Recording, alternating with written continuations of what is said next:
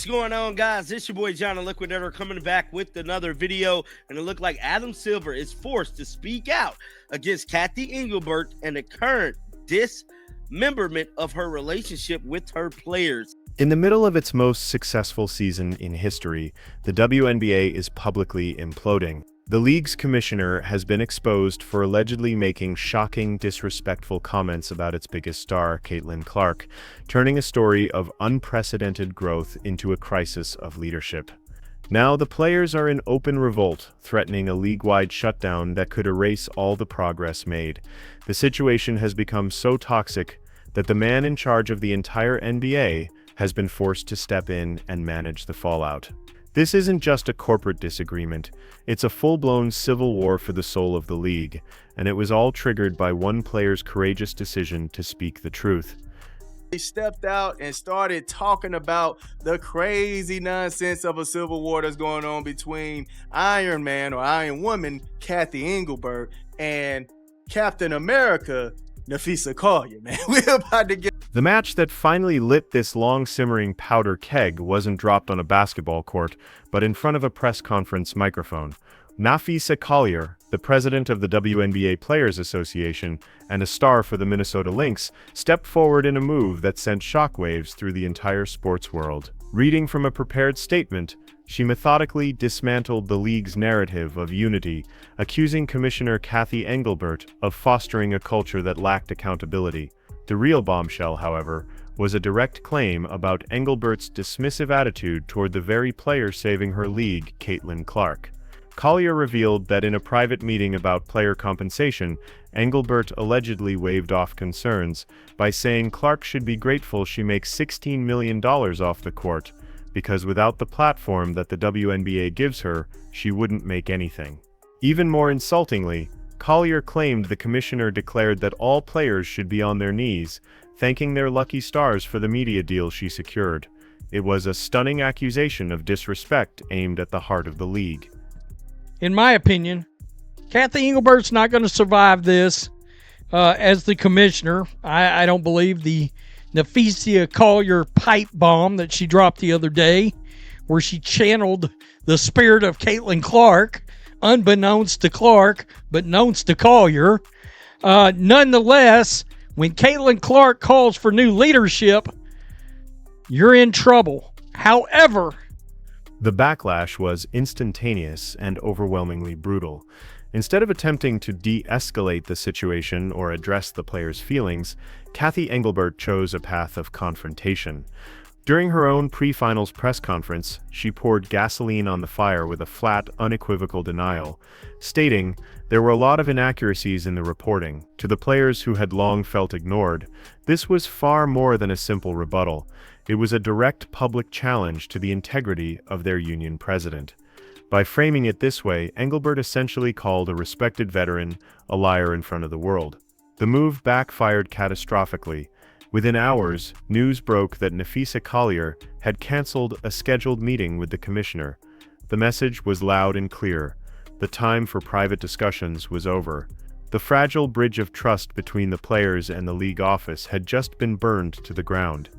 When a fire grows this large and this public, you have to call in the chief from headquarters. That is precisely what happened when NBA Commissioner Adam Silver, the ultimate authority overseeing the multi-billion-dollar global basketball empire, was compelled to intervene.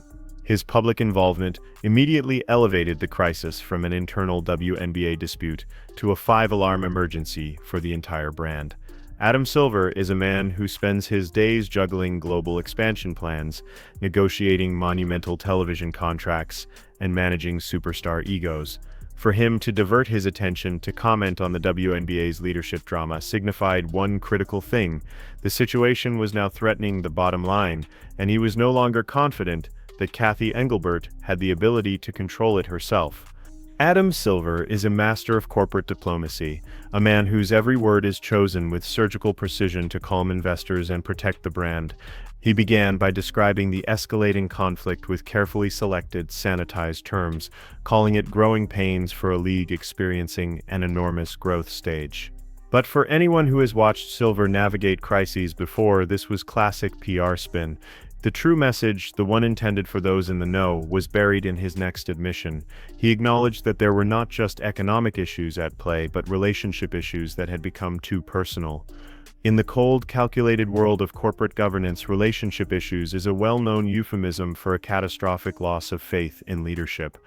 It was Silver's public acknowledgement that the commissioner no longer commanded the trust of her own players, a fatal flaw that no press release could ever fix.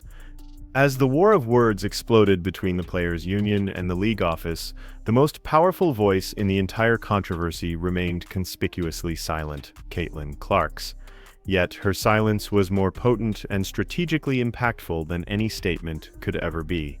In a league that now orbits her every move, her calculated refusal to engage, to pick a side, or to offer even a shred of support for the commissioner became a masterful power play.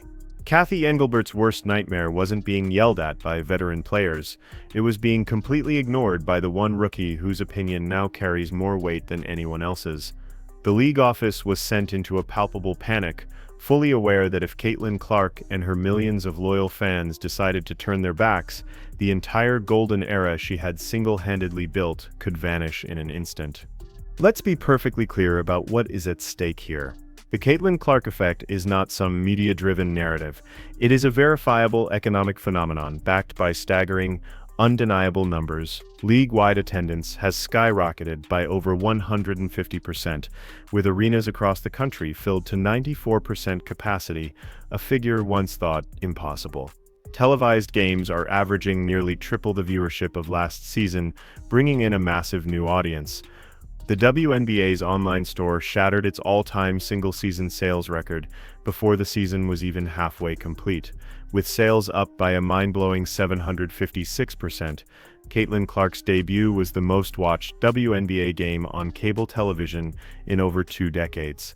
She is not just another talented player, she is the entire economic engine driving the league's explosive and long-awaited mainstream arrival, and that very engine was now being dragged through a toxic public feud that had absolutely nothing to do with basketball. While the public drama raged, a far more dangerous and consequential battle was being fought behind closed doors.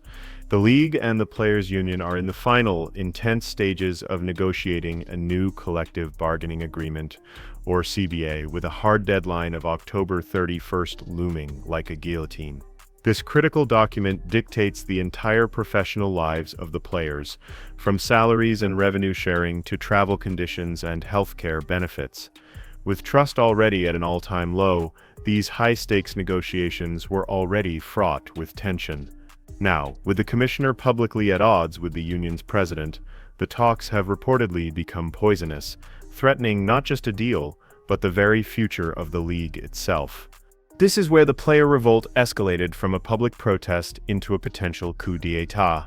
Whispers began to leak from behind the scenes, suggesting that several influential players were discussing an unprecedented and radical demand, making Cathy Engelbert's resignation a non-negotiable condition for signing any new CBA. This was no longer just about securing a bigger piece of the revenue pie or demanding charter flights. The players were reportedly willing to risk a full-scale shutdown of the entire league to force a change in leadership. It was an astonishing power play, transforming the CBA negotiations from a business transaction into a direct referendum on the commissioner herself. When your own employees are willing to sacrifice their jobs just to get you fired, the crisis has reached an irreversible point of no return. If the two sides cannot reach an agreement by the Halloween deadline, the WNBA could be heading for a full-blown lockout, a catastrophic event that would mean the 2026 season might not happen at all.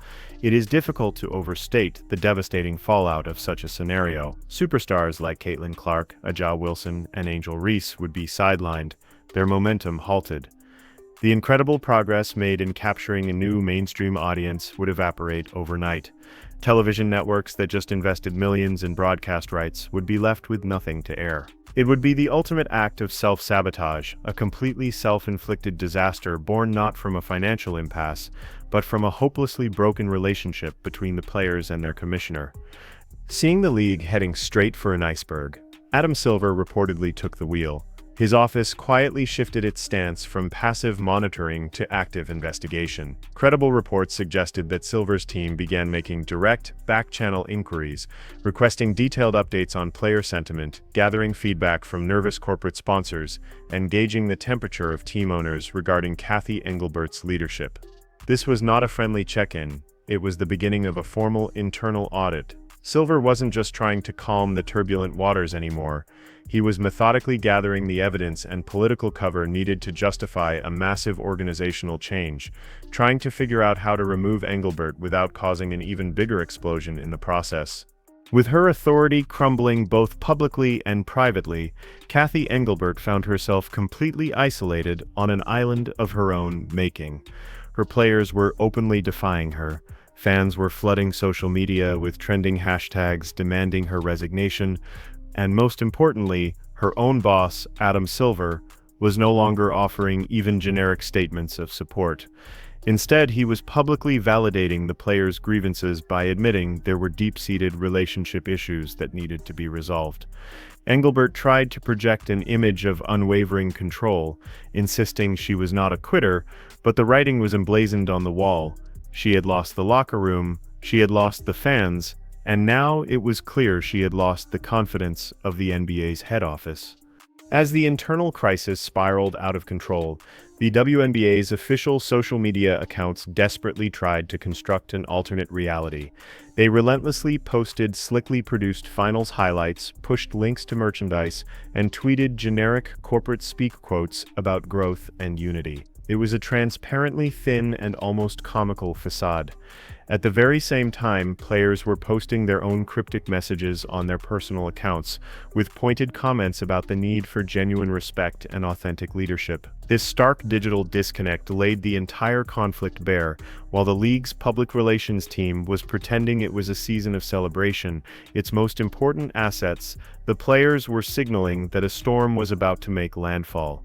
This dramatic explosion of anger and frustration did not happen in a vacuum. For years, players had been voicing their frustrations over a range of issues that they felt the league's leadership was consistently slow to address. They had fought for years to end the grueling and physically taxing practice of flying on commercial airlines, a battle they only recently won. They had raised concerns about inconsistencies in officiating and a persistent, nagging feeling that their opinions and well-being were consistently dismissed by the league office. Napheesa Collier's public statement was not merely about one disrespectful comment, it was the culmination of years of simmering resentment. The dispute involving Caitlin Clark was simply the final powerful spark that caused the entire powder keg to ignite. For weeks, the entire sports world waited for the one person at the very center of the storm to speak her mind. When she finally did, Caitlin Clark used just 4 carefully chosen words to deliver a decisive knockout blow. When a reporter asked her directly about Collier's explosive allegations, Clark, who claimed she hadn't yet heard the specifics, listened intently as the details were recounted. She then paused and stated with quiet, unwavering finality, "Fee said it all." In that single, powerful moment, she effectively co-signed the entire rebellion. She didn't need to shout from the rooftops or make a list of demands. Her simple, direct support for her fellow player was all it took to validate the collective outrage and place an immense, perhaps unbearable, amount of pressure on the commissioner's office. Adam Silver's public statements were a masterclass in sending a powerful message without ever having to say it explicitly. His confident guarantee that we will get a deal done with the players' union sounded like a reassuring promise to anxious fans and sponsors. But it also carried a heavy, implicit threat aimed directly at Cathy Engelbert. The message between the lines was crystal clear. A new labor deal is absolutely essential for the financial future of the WNBA, and he would personally ensure one gets signed, with or without the current commissioner at the negotiating table. He was signaling to everyone involved that no single individual, regardless of their title, was more important than the continued growth and stability of the league. The WNBA has arrived at a historic and perilous crossroads. The league currently possesses more money, more mainstream attention, and more cultural relevance than ever before, almost entirely due to the arrival of a single transcendent player. And yet, paradoxically, It is closer to a complete and devastating shutdown than at any point in its recent history. This unprecedented chaos has forced Adam Silver's hand. He is no longer a distant overseer. He is now the active crisis manager, and all signs indicate that he is preparing to hit the reset button on the league's leadership. The downfall of Cathy Engelbert no longer seems to be a question of if, but simply when. The only real question that remains is whether that change will come soon enough to save the WNBA from fumbling the single greatest opportunity in its entire history.